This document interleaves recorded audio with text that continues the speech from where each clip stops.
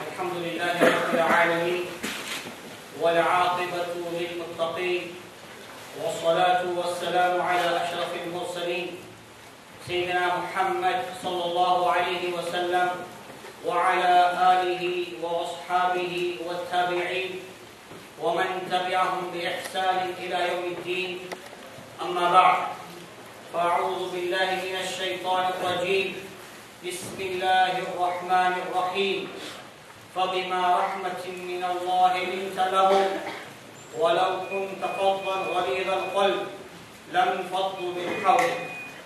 وقال عز وجل: لقد كان لكم في رسول الله أسوة حسنة لمن كان يرجو الله واليوم الآخر وذكر الله كثيرا. وقال عز وجل: ما آتاكم الرسول فخذوه وما نهاكم عنه فانتهوا. وعن عبد الله بن حارث رضي الله تعالى عنه قال: ما رأيت أحدا أكثر تبسما، وفي رواية أكثر مزاحا من رسول الله صلى الله عليه وسلم. رواه الترمذي رحمهم الله. وعن ابن عباس رضي الله تعالى عنهما عن النبي صلى الله عليه وسلم قال: لا تمار أخاك ولا تمازحه، لا تمار أخاك ولا تمازحه ولا تعده موعدا فتخلفه، أو كما قال عليه الصلاة والسلام. رواه الترمذي رحمهم الله. وعن عائشة رضي الله تعالى عنها قالت: ما رأيت النبي صلى الله عليه وسلم مستجمعا ضاحكا حتى أرى منه لهواته، إنما كان يتبسم. رواه البخاري رحمهم الله. صدق الله وصدق رسوله النبي الأمي الكريم، ونحن على ذلك لمن الشاهدين والشاكرين، والحمد لله رب العالمين. رب اشرح لي صدري ويسر لي أمري واحلل عقدة من لساني يفقه قولي. سبحانك لا علم لنا إلا ما علمتنا إنك أنت العليم الحكيم. اللهم ربنا زدنا علما يا حي يا قيوم برحمتك نستغيث. اللهم انفعنا بما علمتنا وعلمنا ما ينفعنا.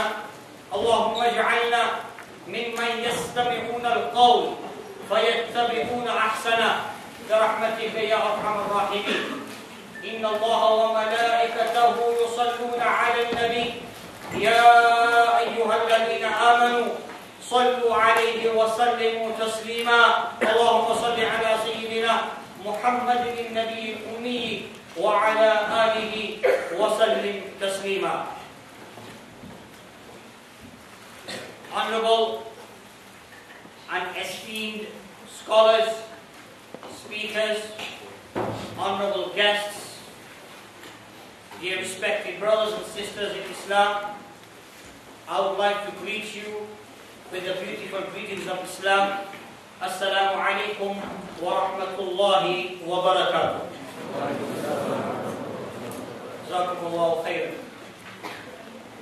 I don't want to disturb you in your lunch because I see many people still munching away.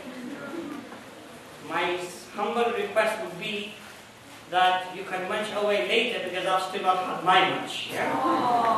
That's his, sorry for me, yeah? That's his fault, yeah? And by the way, I was earlier on, I participated in one of the talks, and I saw that many of my friends were on the Facebook, subhanAllah. Eh? So what I would request is you look at my face at the moment, and you think this is the Facebook now, yeah? Don't go onto the chats, basically on chatting on the Facebook, or get engrossed with your emails and texts, because we've come for a purpose today, and I hope inshallah to the best of my ability will try and address the issue which has been designated to me today.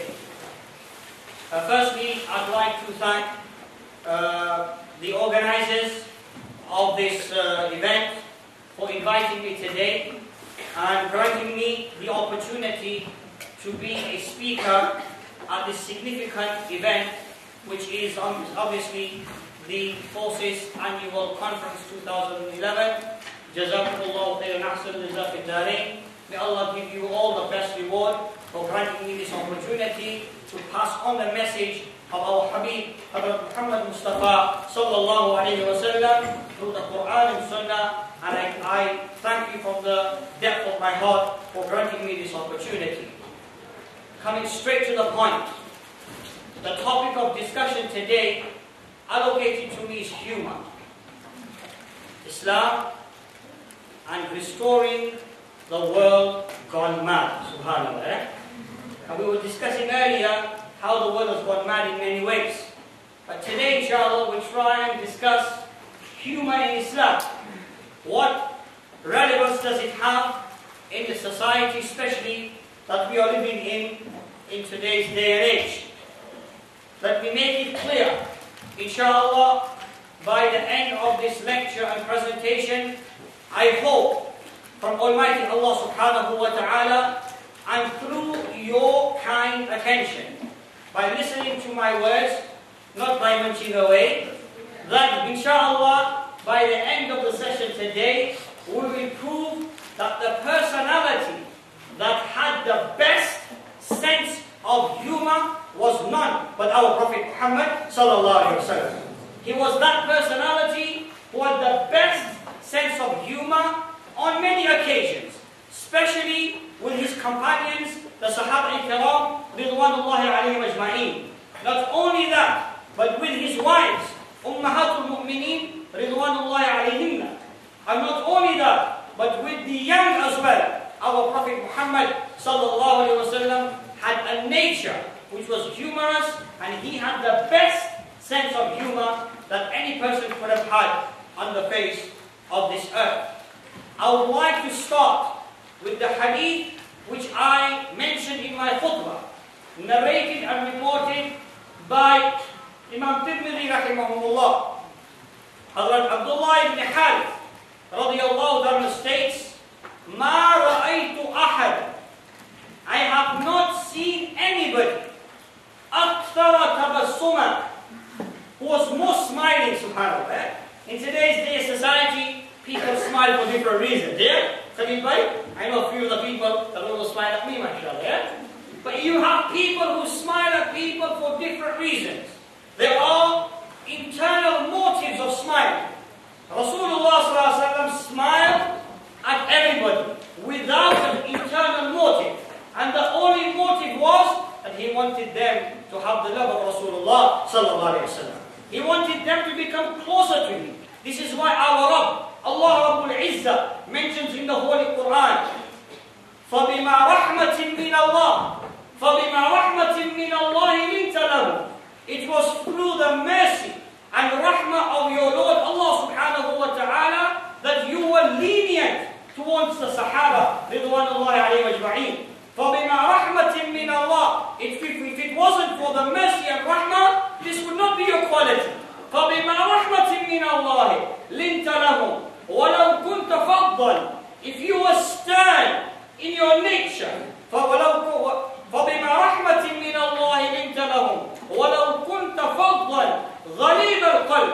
If you were somebody who was hard-hearted, لَنْفَضُّوا مِنْ حَوْلِكَ, then the Sahaba would not remain you like a bees or near its honeycomb. SubhanAllah. The Sahaba were sticking to Rasulullah sallallahu alaihi wasallam at all times, in all occasions. Sayyidina Abdullah ibn Harith radiyallahu anhu says, "Ma ra'aytu ahadan akthara tabassuma." I have not seen anybody who would smile more than Rasulullah sallallahu alaihi wasallam. "Ma ra'aytu ahadan أكثر مزاحا من رسول الله صلى الله عليه وسلم." I have not seen anybody who was more cheerful than Rasulullah sallallahu alaihi wasallam.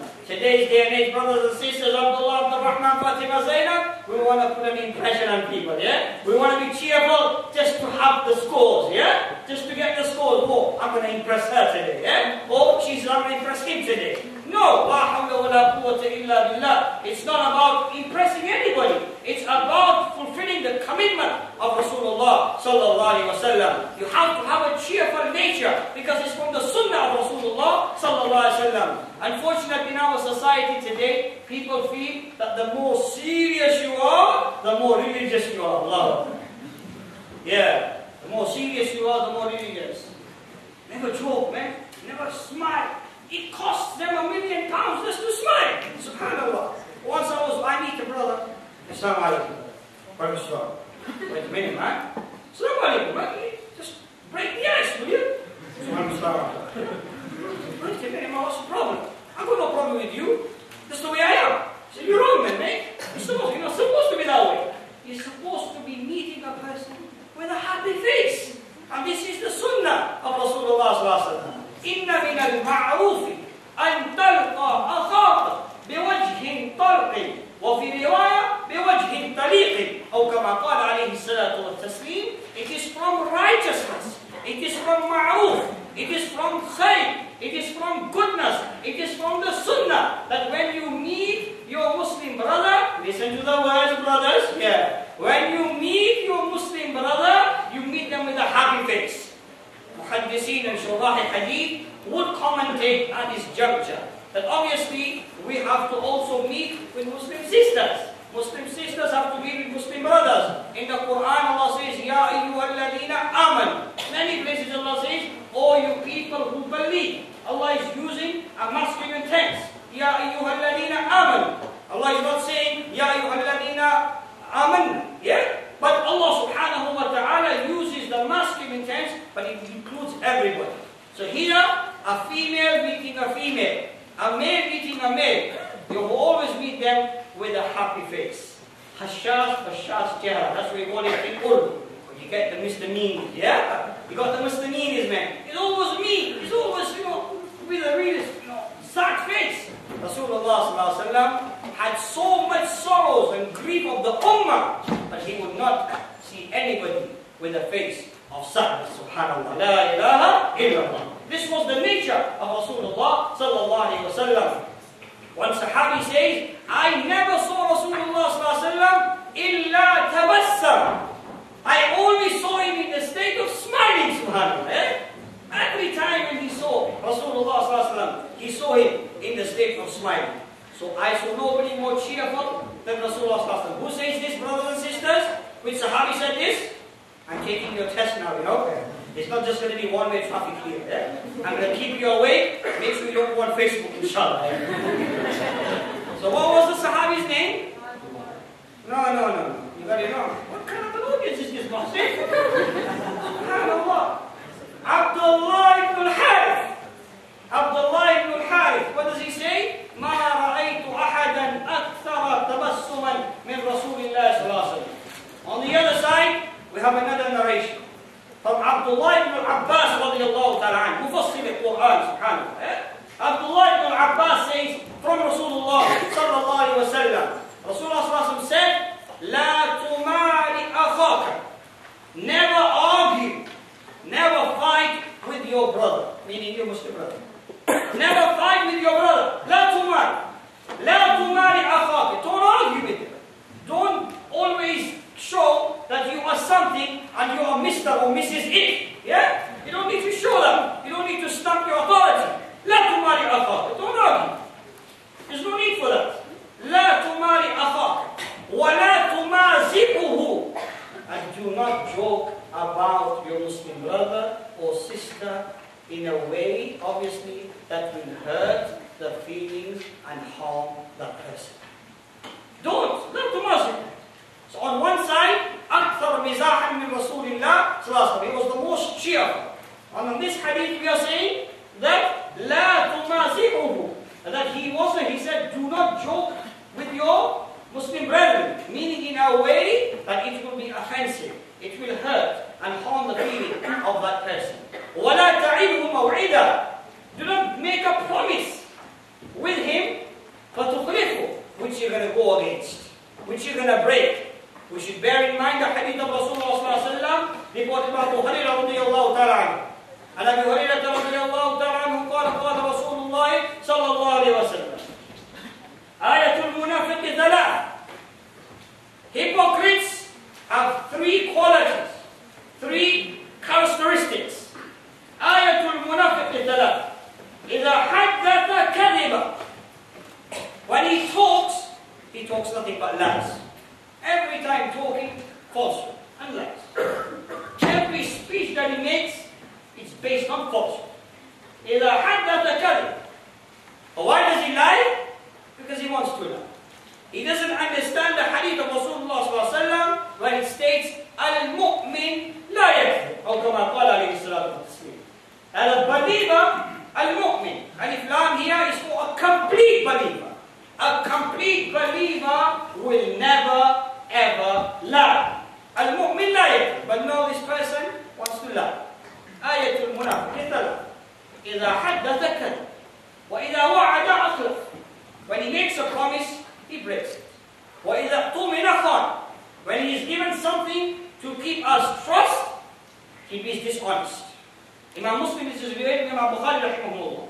Imam Muslim rahimahullah, he also mentions this narration with some addition. And Imam Muslim rahimahullah says, وَإِنْ صَامَ وَصَلَّى وَزَعَمَ أَنَّهُ مُسْلِمٌ. Subhanallah, la ilaha illallah. Allahumma ahfadna min Allah, protect us, say Ameen. I can't hear you. Say Ameen. By the way, when I started off, Inna Allah wa malaikatahu yusalluna ala al-Nabi, you were supposed to make durood ala al-Nabi sallallahu alaihi wasallam, yeah? But no, we felt shy. She's going to hear me or he's going to hear me. No, you're fine. It's an issue for ulama to discuss. Sawtul Mar'a, the voice of a woman, that's a different issue and topic to discuss. But what I'm saying, at least we should have read durood ala al-Nabi sallallahu alaihi wasallam to a level that of our ears heard it, at least showing the love of Rasulullah sallallahu alaihi wasallam. Our lips should have moved with the durood ala Nabi sallallahu alaihi wasallam. So let's read once collectively, inshallah, with the love of Rasulullah sallallahu alaihi wasallam, durood ala Nabi sallallahu alaihi wasallam, so we get barakah in this speech today, inshallah. Yeah? Allahumma salli ala Muhammad wa ala ali Muhammad kama sallayta ala Ibrahim wa ala ali Ibrahim innaka Hamidun Majid. I can't hear the brothers on the ground. If you feel shy, to play durood, please leave the room. Yes, there's no need for people who feel shy to read durood ala Nabi sallallahu alaihi wasallam. When we go to a football match, when we go to a cricket match, when you want to go and support Chelsea or Arsenal or Manchester United or Liverpool, you'll be chanting away, come on man, come on, yeah? Come on Rooney, yeah? Come on Rooney, come on Ronaldo. He doesn't have anywhere. Yeah? What's your Arsenal player? Nasri? Who is he, yeah? Sorry? Nasri, yeah. Allah give him mother shot, eh? And the Chelsea, Drogba. They feel very happy mentioning his name. Here, we feel shy to mention the name of Rasulullah sallallahu alaihi wasallam. Come on, brothers.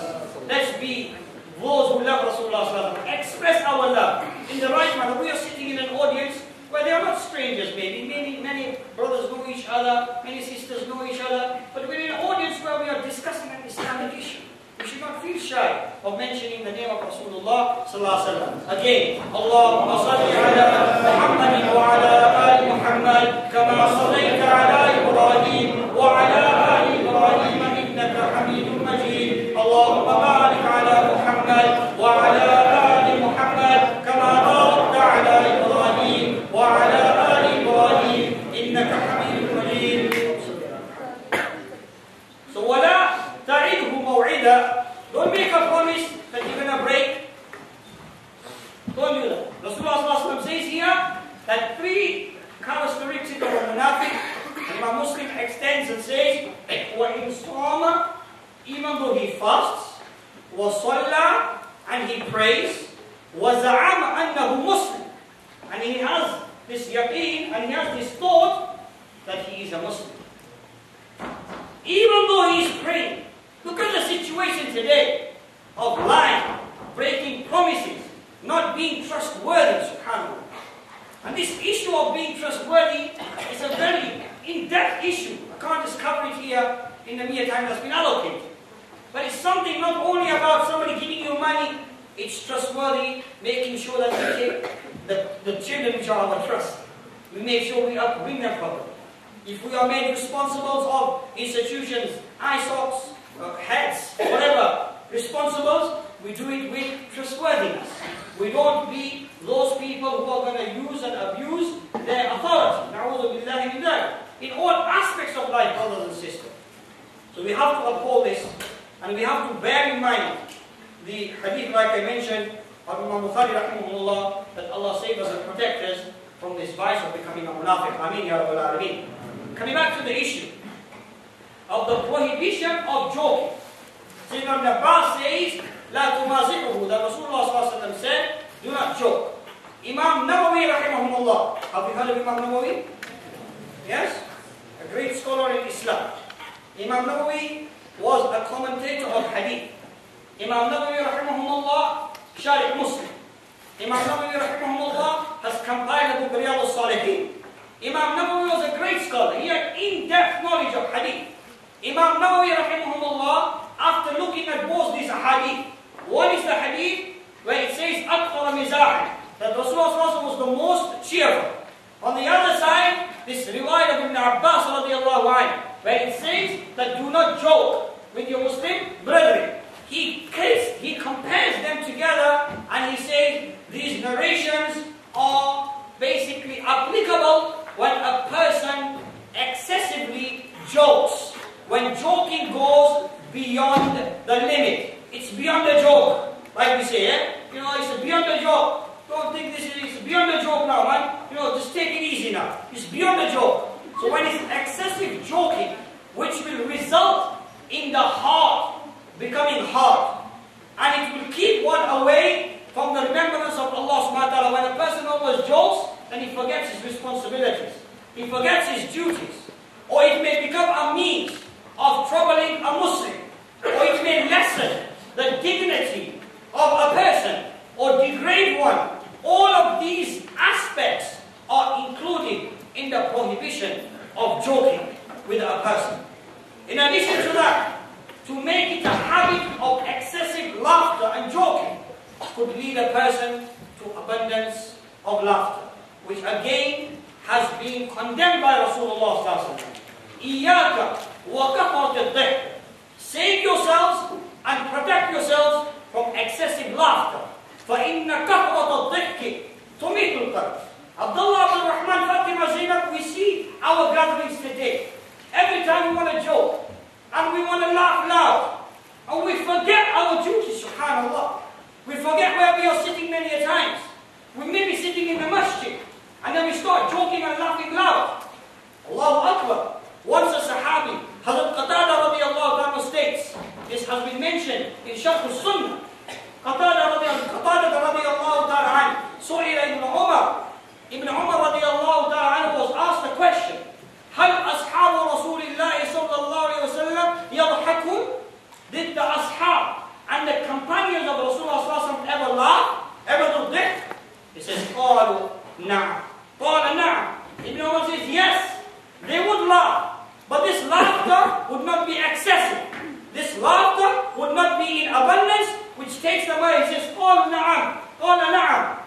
But وَالْإِيمَانُ في قلوبهم والإيمان في قلوبهم أعظم من الجبل. But the iman in their hearts was even more stronger than the mountain, subhanAllah. La ilaha illallah. This was the Sahaba Ikram. They would joke with each other, subhanAllah. In daytime, they would be busy in their daily chores. يَشْتَدُّونَ بَيْنَ الْأَغْرَارِ. But when night time would come, فَإِذَا كَانَ اللَّيْلِ كَانُوا رُهْبَانًا. They would be hermits. They would be worshipping Allah subhanahu wa ta'ala, and they would make sure that they turn to the Lord subhanahu. Excessive laughter has been condemned in the words of Rasulullah sallallahu alaihi wasallam. فَإِنَّ كَثْرَةَ الضِّحْكِ تُمِيتُ الْقَلْبِ. Abundance of laughter kills the heart. Allah. Have we ever experienced that? If we have just recited the Quran, if we have just done a bit of dhikr, if we just read our salah, and after that, if we engross ourselves in abundance of laughter, wallahi, Allah protect us, but you will feel that the nur what you have just gained is going away. Allah protect us. Ameen. Allah protect us. Because this abundance of laughter doesn't help at all. It kills the heart. It weakens a person's iman. The Sahaba used to laugh, but their iman was intact. They were like, their caliber of iman would not be shaken. They were like those mountains, Kal Jibal al-Rasiyat. They were like those mountains who are firm on the ground. That if a person wants to move them, they will not be moved. Allahu Akbar. This was the status of the iman of the Sahaba Ikram, ridwanullahi alayhim ajma'in. Like I said, abundance of laughter will take a person to heedlessness. It will take a person to not being responsible for his religious duties. It could also become an obstacle of advancement of a person's progress in their dini affairs. Majority of the time, joking in today's day and age leads to harming people. And it goes beyond the joke. Once Rasulullah sallallahu alaihi wasallam, a ajib incident recorded by Imam Bukhari rahimahullah. Imam Bukhari says, once Rasulullah sallallahu alaihi wasallam, narration I think reported by Hazrat Anas radiyallahu ta'ala, that he was seated in a calm and relaxed way with his companions. Who was seated? Rasulullah sallallahu alaihi wasallam. And when a person is relaxed and sitting with their friends, they normally, just casual wear, you take everything off, and you just sit in a relaxed manner, you got your t-shirt on, in today's day and age, yeah? In Rasulullah's time, we had the cloth, the rida, which they would put over themselves. Rasulullah was sitting relaxed with his very close companions. It might have been Abu Bakr, Umar, Uthman, and Sahaba of this caliber. Sitting with very close friends. Rasulullah was seated there when he heard something. He heard something in the background. What did he hear? One Ansar and one Muhajir. One Ansar his personality was such that he was a very joking person. One person was very joking. He would always joke. But sometimes his jokes went beyond the limits. And another person was very soft. Sometimes people make somebody a target. Yeah? Or make that person a target. He doesn't say anything. Yeah? Just make that person a target. Keep on joking about it. When you go past, pass a remark. Yeah? So this person was soft-natured and he wouldn't really respond. But this time the joke went beyond the limits. And then he went into a quarrel. Rasulullah ﷺ then started hearing noises. And one of them said, Ya lal Ansar! Ya lal Ansar! All the people of Ansar. Now listen, the word Ansar is a great name in itself. No normal Muslim would ever use it in a derogatory manner. Ansar were the helpers of Islam. They were the people who assisted the Muhajirin when the Muhajirin came from Mecca and they resided in Medina. They gave so much sacrifice. They gave up their wives, they gave up their property for the sake of accommodating for the Muhajirin that left their homes from Mecca to Mukarramah. So Ansar itself was a great title. Again, Muhajirin. Muhajirin was the word Allah uses for the Muslims who have left their property and land and many things in Mecca, and He uses the word Muhajirin in the Quran. Yeah? Allah uses that, so that's a great name. But now the announcement is made, Ya lal Ansar, oh people of Ansar, come and help me, man. Come to my clan, come on, we've got a problem. We're going to sort these Muhajirin out. Allah. Says, Ya lal Muhajirin. The guy says, oh Muhajirin, listen man, this Ansar is causing me grief. Come on, let's sort him out. Allah. Rasulullah ﷺ always tried, even on his deathbed, Allahu Akbar.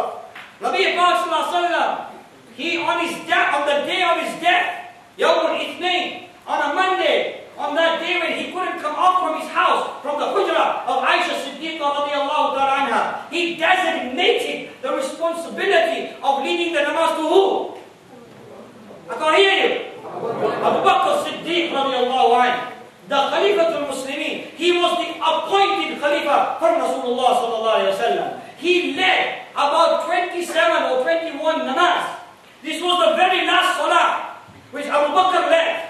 And he was leading Salatul Fajr. And And whilst he was reading Salatul Fajr, they could hear some commotion in the background. The parda and the veil opened.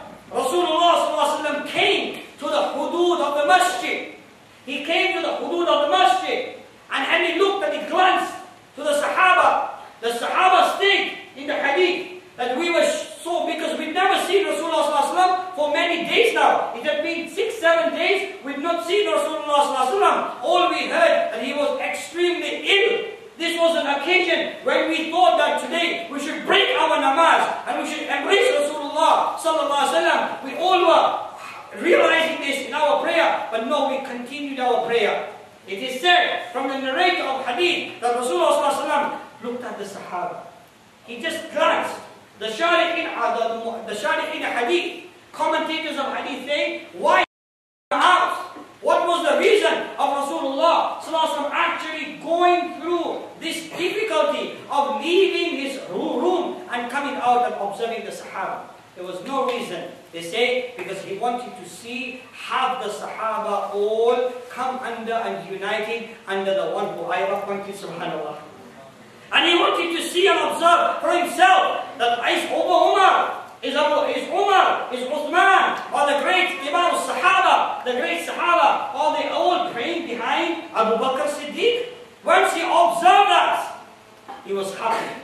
He couldn't pray obviously, so he went back into his room. Abu Bakr, realizing that Rasulullah after so many days had not come out. Now today he came out. He says he's feeling a bit better. He'd not gone for days to visit his family in Awali. So what does he do? He says, oh, let me go and visit the family and then quickly come back. And this was the time between Fajr and Dhuhr. And this was the time when Rasulullah ﷺ passed away. And we know the incident when he got the news. He was basically coming back running. And the Sahaba, they were all basically in their own situation. Umar ibn al-Khattab radiallahu ta'ala anhu, he was in a situation when he couldn't accept that Rasulullah had passed away. Yeah? And he basically came out with his sword. Anybody that says, Man qala Muhammadan mata, whoever says Muhammad has passed away, I'll kill him, subhanAllah.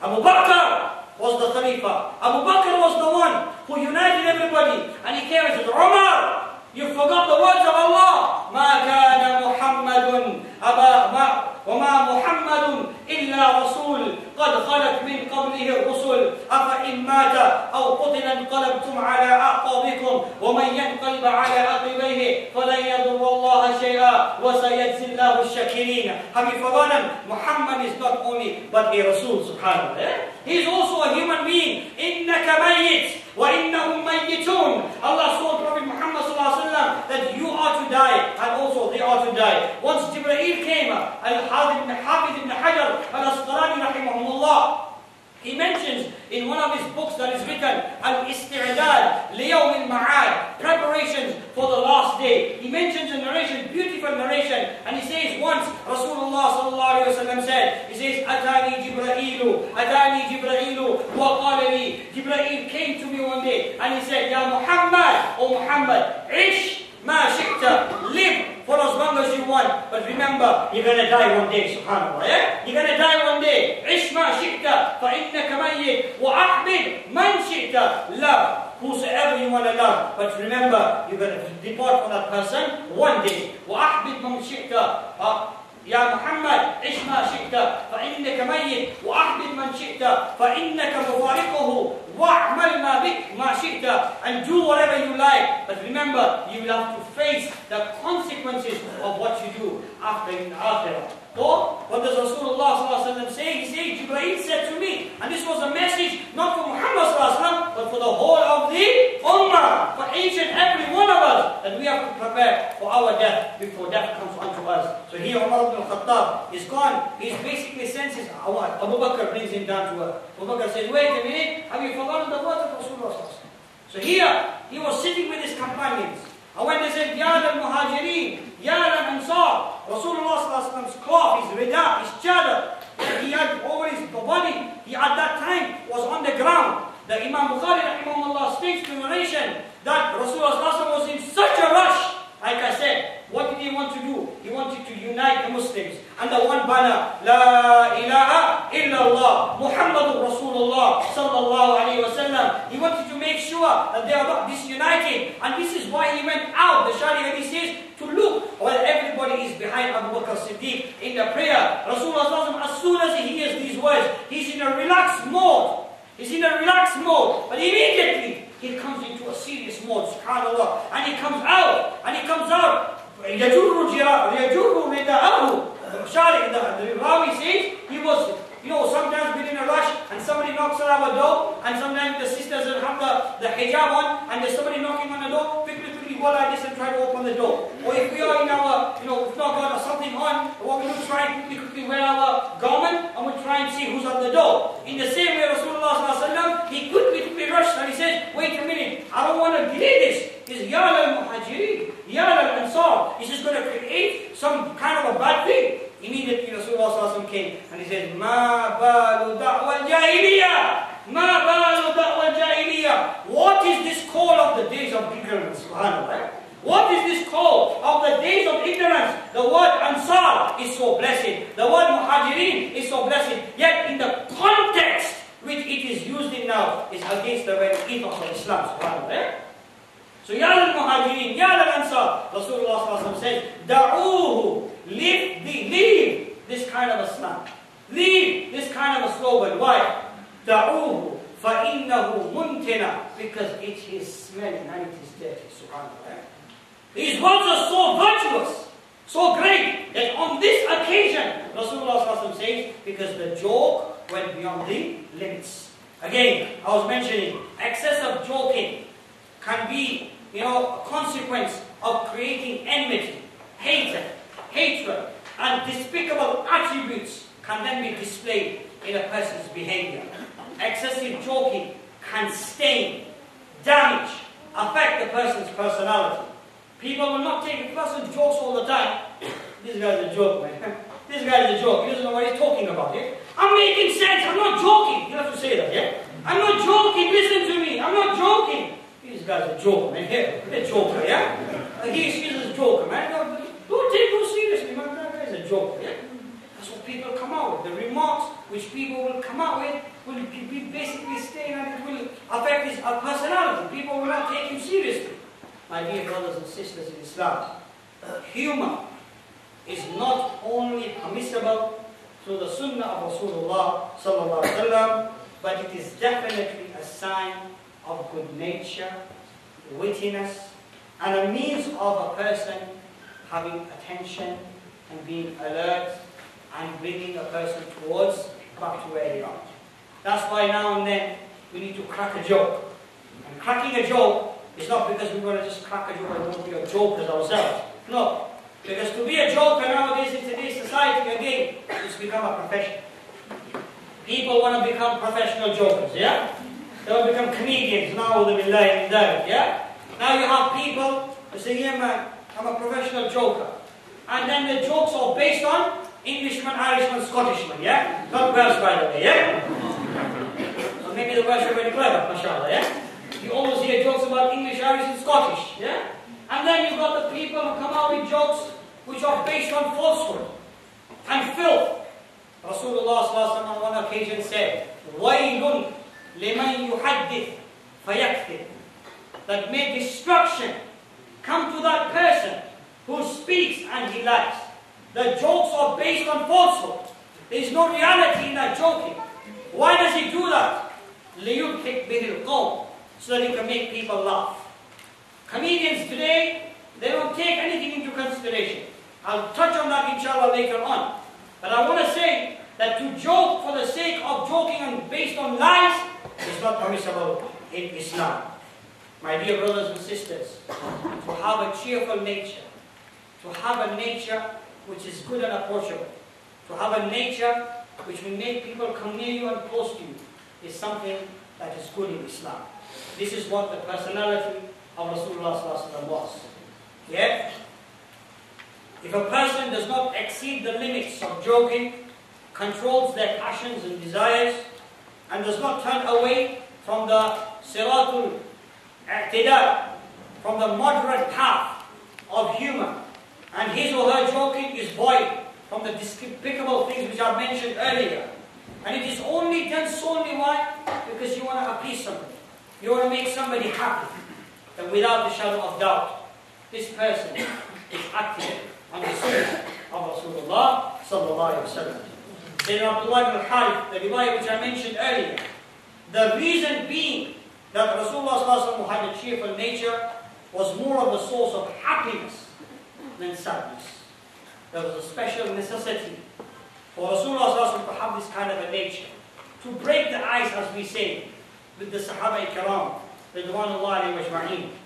Because Rasulullah sallallahu alaihi wasallam's personal dignity and greatness of Rasulullah sallallahu alaihi wasallam was such of high caliber that even at a distance of 1 month's journey, Rasulullah sallallahu alaihi wasallam's awe would be experienced. Subhanallah. Yeah? Even in a month's journey away, still they would feel the awe of Rasulullah sallallahu alaihi wasallam.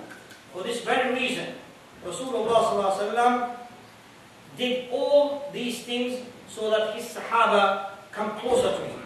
If Rasulullah sallallahu alaihi wasallam didn't smile, or didn't make humorous remarks, or didn't joke to a level which does not take a person away from the remembrance of Allah subhanahu wa ta'ala, then the doors of reaping benefit would have been closed, or at least they would have been limited.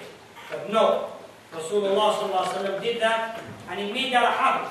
This is why it's become a habit for those who want to emulate the sunnah of Rasulullah sallallahu alaihi wasallam, that this habit comes within them. We also learn from our teachers. When they give us dars, now and then they crack a joke. Why? Because not that they want to be jokers. Number one, they want to make sure our attention level is there. They want to make sure we don't drift away. They want to make sure that what message they want to give to us is given to us. We follow the same sunnah of our pious predecessors, of our Salafus Salihin. And these people have made it purposely their intention and act that they will do this because they want to follow the sunnah of Rasulullah sallallahu alaihi wasallam.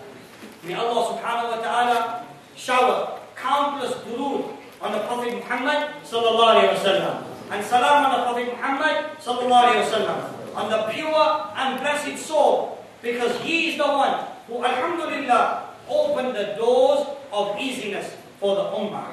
Sayyidina Sufyan ibn Uyayna, as Sufyan ibn Uyayna came out with a beautiful remark. What does he say? Somebody said to him, joking can also be a calamity. Joking can also be a calamity. Sufyan ibn Uyayna, a great muhaddith, what does he reply? He says, it is a sunnah, and only for those who know its bounds and also know to joke properly. If you know the bounds, you don't exceed that, then it is part of the sunnah. Imam Tirmidhi rahimahullah has mentioned the riwayah by Sayyidina Anas ibn Malik radiyallahu ta'ala an, that Nabi sallallahu alaihi wasallam liyukhaliquna hatta yaqulu li'akhilli saghir ya Aba Umair ma fa'ala al-mudhir. That he says he would associate with us. And he said on one occasion, in a humorous way, I had a young brother and he said, Ya Aba Umair, O father of Umair, ma fa'ala al-mudhir. What has Nughair done? What has happened to Nughair? Nughair was a bird, small bird, which this brother of Anas radiyallahu ta'ala who had as a pet. He kept it as a pet. And Rasulullah addressed the child as the father of Umair. Because he wasn't the father of Umair, but he just addressed him in this manner. Because this was his kunniyah. This was the kunniyah, the name and the title given to Abu Umair because of this incident. He had adopted a bird as a pet. The pet had died. The bird had died. As a result, this child, for hazina, became grieved. He became grieved on the death of his pet, of the bird. When I say bird, I mean a real bird, yeah? Don't get me wrong, boys, yeah? Don't stop flying away with your birds, yeah? Sometimes many brothers say, Sheikh, I'm in love, yeah? What's happening, man? I've gone, Sheikh. So don't go too much, Sheikh. Becomes a problem sometimes, yeah? So don't fly away with the bird, and then you might go too high in the sky and you have to say bye-bye to it, yeah? Anyway, the bird had died. And as a result, the child became grieved. Rasulullah asked, Ma fa'ala al-Nughayr? What has happened to this bird? Rasulullah knew that this bird has died. Still, as cheering him up and saying, don't worry, it's only a bird, it's gone, so don't need to worry, you can always have another one, inshallah. Yeah? And if she's gone, don't worry, you can always have another one, inshallah. Yeah? Sayyidina Abu Hurairah radiyallahu ta'ala reports that the Sahaba Ridwanullahi al-Ajmain asked, Ya Rasulullah, innaka tuda'ibun. You joke with us. You joke with us. Rasulullah said, Na'am, I do joke, but my joke is based on haqq. My joke is based on haqq. I do not say any joke which is based on falsehood. I do not say but the truth. We learn from these hadith of Rasulullah sallallahu alaihi wasallam that actions were done from Rasulullah sallallahu alaihi wasallam which were humorous towards his Sahaba, but it did not include any kind of falsehood at all. Remember, falsehood has got nothing to do with Rasulullah sallallahu alaihi wasallam at all. If we compare that with the kind of humorous, so-called, I would say, so-called humorous jokes people make in today's day of society. Let's just compare it with the so-called humor people have in today's society, which they display by telling jokes based on lies. Nowadays it's based on falsehood, filth, jokes which tries to incite a person's passion. I hope you understand, you're an intelligent crowd, yeah? I don't need to go more deep into this issue, yeah? I hope you understand what I'm trying to say. Sometimes people joke to excite passions. Na'udhu billahi min dhalik.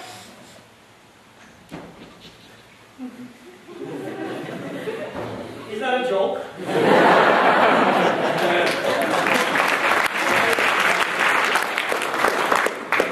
45 minutes is up, mashallah. I didn't even realize, I thought it was a joke, you know? Don't, no offense, huh? I'm just joking, you know? I'll deal with you later, inshallah. Right? You don't want to know how I deal with people, that's coming there, you know? Anyway, coming back to the point, yeah? That if we compare today's so-called humor people have telling jokes, it's definitely based on falsehood, on filth, on making public mockery, denigration, and speaking ill of people. This kind of joking is seen as what? A classy attribute. Wow, man, this guy is a joker. He knows how to joke. Yeah? He gets people going. Or she gets people going. But this kind of classy attribute is no good for a person's iman. This is so-called free society, as they say. But what kind of free society is this? What kind of free society would you call this when we are hurting somebody's feelings? There's a vast difference between the humorous nature of Rasulullah ﷺ and the jokes of today's day and age. Nowadays, like I said, comedians want to take up the profession of comedy. They want to become means of entertainment. And sometimes they go to an extent, to such extremes, that they make mockery out of religions. I'm not just saying about Islam, but they make a mockery of Christianity, they make a mockery of Judaism, they make a mockery in their so-called jokes and humor for many religions, many cultures, many places of worship, and people's way of life. I don't know if you're aware, I think 2 or 3 weeks ago, what do they say? That program that comes on the BBC. You guys watch it, yeah? What's it called? There's some, I got an email that came to me in regards to some guys who, what do they say or something? Have I got news for you? Yeah. He's got news for me, yeah. He's the one voice, yeah. Have I got news for you? Yeah, it's some kind of a joking, I don't know, comedian program, yeah? And I got an email saying that we should complain about something that was said in regards to Haram al-Kaaba and Makkah al-Mukarramah. Na'udhu billah, they gave a comment in that program which was basically concluded that all terrorists, na'udhu billahi min dhalik, are living in Makkah al-Mukarramah. Alhamdulillah, Islam is a religion of peace. And this peace will inshallah be spread to the whole four corners of the world, inshallah. Yeah? Say inshallah, yeah? And we will be a means for that, inshallah, yeah? Who wants to be a means? Put your hands up, inshallah, yeah? A means of spreading peace to the four corners of the world. We stand for peace. There is no extremism in Islam. Islam's got nothing to do with extremism, fanatism. Islam has no relationship with these things. If that was the case, then how did Islam spread in the time of Rasulullah sallallahu alaihi wasallam, in the time of the Khulafa ar-Rashidin? No, unfortunately, the perception what people have has been construed, it's been changed. But in reality, Islam means peace. Islam means peace. It is a religion of peace. Like I said, Allahu Akbar. Takbir. Allahu Akbar. So many comedians, they will start making a mockery out of places of worship and people's life. And then what do they expect? They expect people to applaud them, yeah? They say, yeah, applaud this person. What a great joke, he's crap, yeah? And they want money for their performance, yeah? And they do it, and they don't want to be challenged in any form or shape. They say, if you like it, listen. It's a free country, free society. You want to listen to our jokes? You listen. If you don't want to, get whatever, yeah? Don't listen, yeah? But they say we want to exercise our freedom of speech. We can do what we like, how we like, where we like, when we like. Is this what we would call a free society, hurting the feelings of fellow human beings?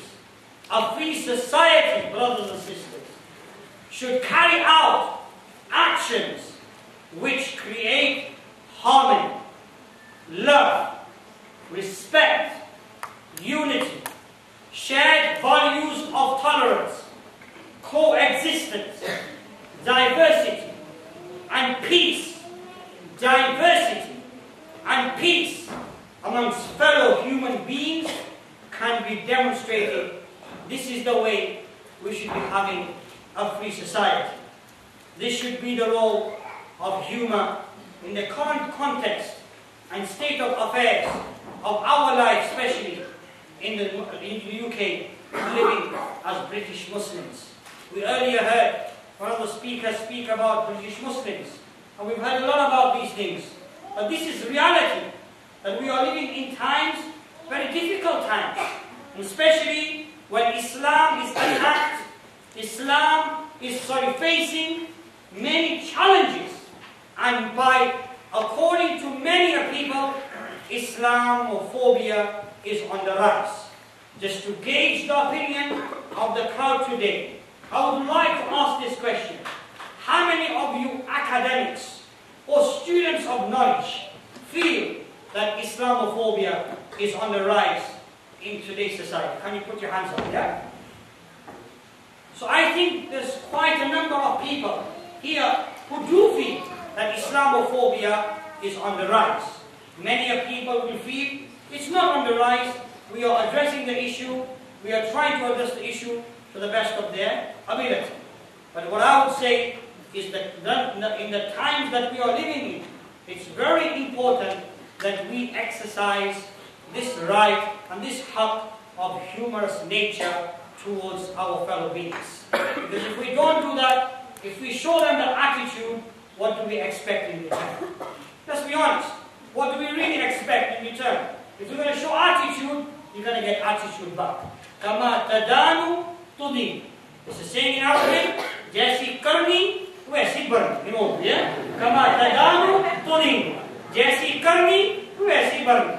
However you will do, you will have to face the consequence. Yeah? So kama tadanu tudin. So what do we expect? Listen, we are facing challenges, and I don't disagree to that. I myself face many challenges. The way I am, I might be called Bin Laden. I might be called Taliban.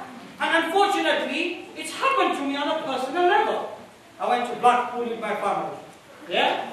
I'm going taking the children out. Let's go with my wife and my children. We park our car. My, mashallah, Toyota Corolla, by the way, mashallah. Fantastic car, mashallah. Alhamdulillah, I'm happy with my basanti, as they say. Yeah? So, I was traveling in my basanti, my Toyota Corolla, 1.6 GS. Not going to tell you which range, by the way. Yeah? So I parked my car, and I said to the family, oh, let's go to the beach and let's enjoy a day with the family. I come back. I open the car, we sit down, and we go home. My son says, Dad, that's Taliban. I said, what do you mean Taliban? Yeah? We get Taliban from here. He says, no, Dad, I'm serious. I wake up in the morning, he says, Dad, Taliban. I says, where Taliban? What are you talking about, yeah? He says, no, he's on your car, Dad. You're a Taliban. I said, what? He says, yeah, Dad, look. And wallahi, it was written in a black marker on my basanti. Taliban, yeah? Allahu Akbar. This is what a sad situation. I rub it off, and may Allah guide the person.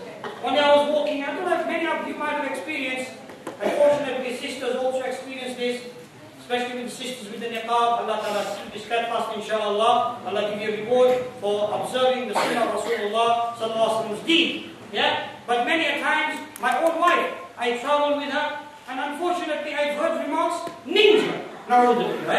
Ninja, yeah? Oh, and you get remarks which hurt you, but sometimes you've got to ignore this because you can't play in the tune of the evil person. They're ignorant because they say what they see on the media, unfortunately. A stereotype of Islam. Alhamdulillah, I would say the people that are committed to the deen are the ones who are the most beneficial for the people in this country, inshallah. Yeah. The people who have nothing to do with deen, the ones that are engrossed in drug abuse, the ones that are engrossed in trafficking, as we know there's a problem of sex trafficking, the ones that are engrossed in fornication and providing pornographic material, the ones that are engrossed in crime. These are the vices, these are the people who are the bile of society. But the people who are committed to deen will not do that, inshallah. Yeah? They will better the society which we are living in. And I say we, because we are British Muslims. Who was born in this country, put your hand up, yeah? Alhamdulillah. Majority of us, I think, here, were born here. Many I see, mashallah, maybe are from the indigenous population who are converted or reverted, whatever word you want to use, to Islam.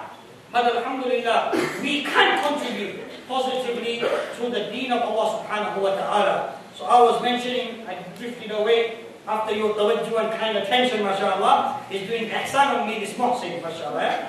So, by the way, I just wanted to conclude by an incident of Rasulullah sallallahu alaihi wasallam that once he went to the market, he went to the marketplace, and there was a Sahabi called Zahir. What was he called? Zahir. Hazrat Zahir kind of demeanor. He wasn't handsome. But Hazrat Zahir كان النبي صلى الله عليه وسلم يحبه. He loved him. He loved Zahir. He loved the Sahabi. His Sahabi was not handsome. One day Zahir comes, he used to come, the Ravi says that he used to bring gifts from the village. He used to bring vegetables. Yeah? He used to bring vegetables as a gift to Rasulullah. كان يهدي للنبي صلى الله عليه وسلم. Yeah? He used to bring a gift. And what was the gift? He would bring vegetables and things from the village. Nabi sallallahu alaihi wasallam said, I also like to give a gift. Because Zahir, you are anta badiyatuna. Yeah? You basically are our village and we are your city, subhanAllah. Yeah? He gave him that honor. One day Zahir was standing in the marketplace. He would bring goods from the village and he would sell them. He was selling them.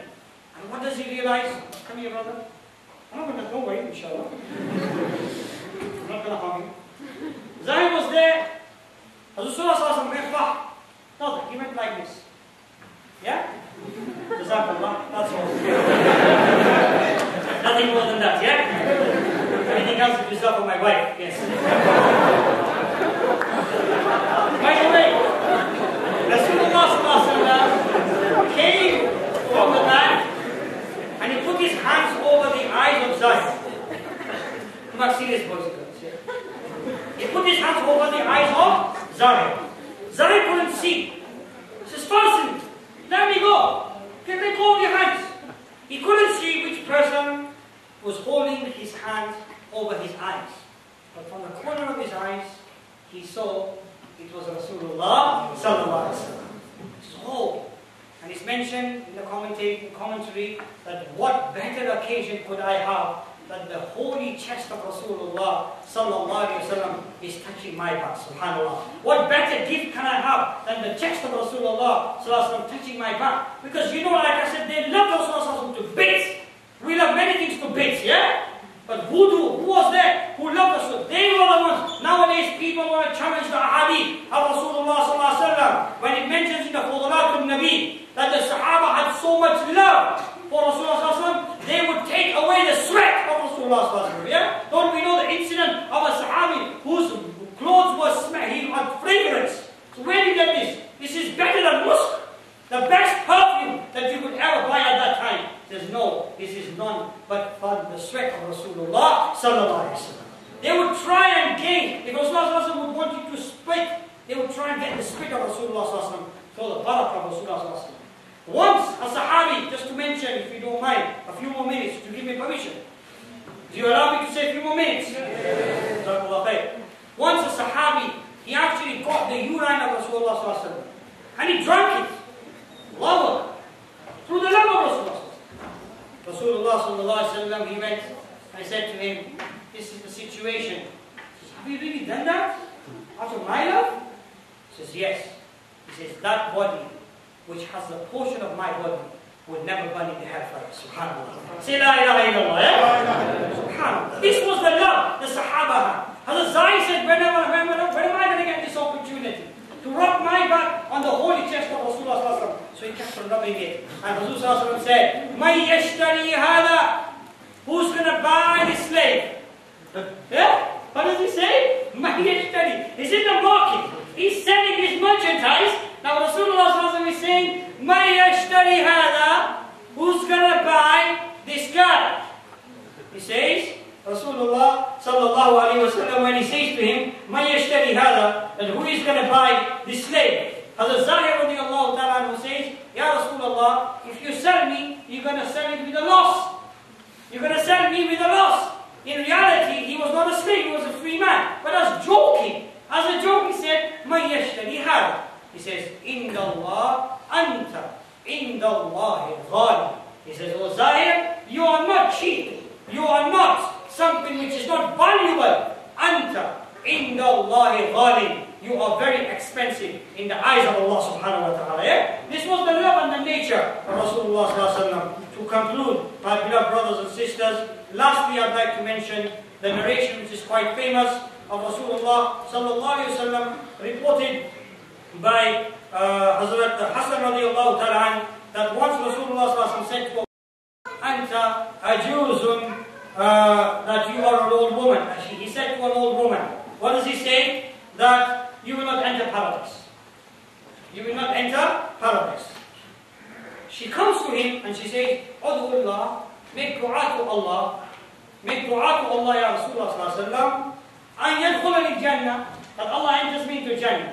Rasulullah sallallahu alaihi wasallam says, "Ya fulan, O mother of a certain child, inna jannah la tadkhalaha wujuz."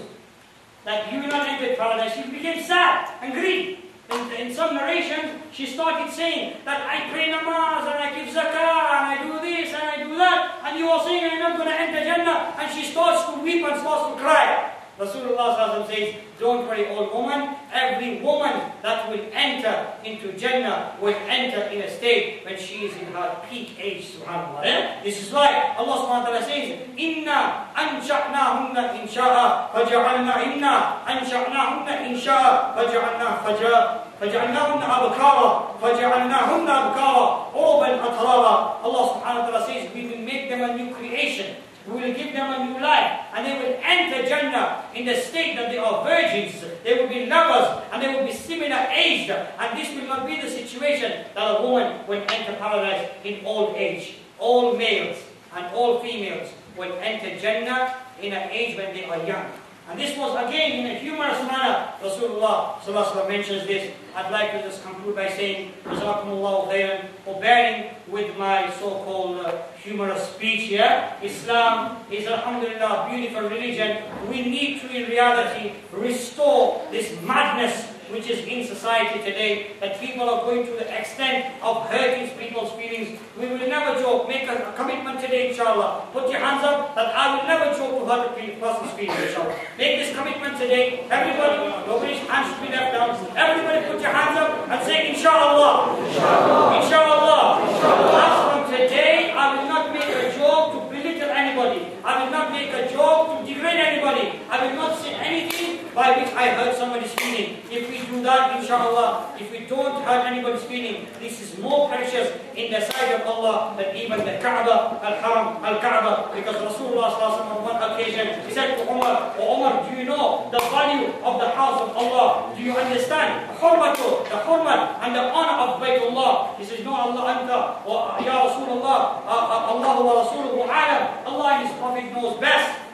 And thereafter, Rasulullah says that the hurmat, the honor of a Muslim is more valuable in the sight of Allah than even the Haram al-Kaaba, subhanAllah. Yeah? Today, if there was an announcement made that we are going to attack Kaaba, every single one of us, sleep will become haram, and we challenge that person. How dare you make this intention? We'll deal with you in no time. How dare you make this intention that you are going to destroy our holy Kaaba? But nowadays, brothers and sisters, we are breaking the hearts of so many, and we don't realize that we are breaking something which is even more precious than the Haram al-Kaaba, which is the heart of a believer. May Allah Ta'ala give me and you the proper tawfiq, understanding and guidance to act upon what has been said and heard. Ameen ya Rabbal Alameen. May Allah Ta'ala unite us under the flag of Islam. La ilaha illallah. Muhammadur Rasulullah. May Allah Ta'ala make us ambassadors of His deen, and may He make us have a nature which is always a humorous nature, and by which people come closer to deen rather than putting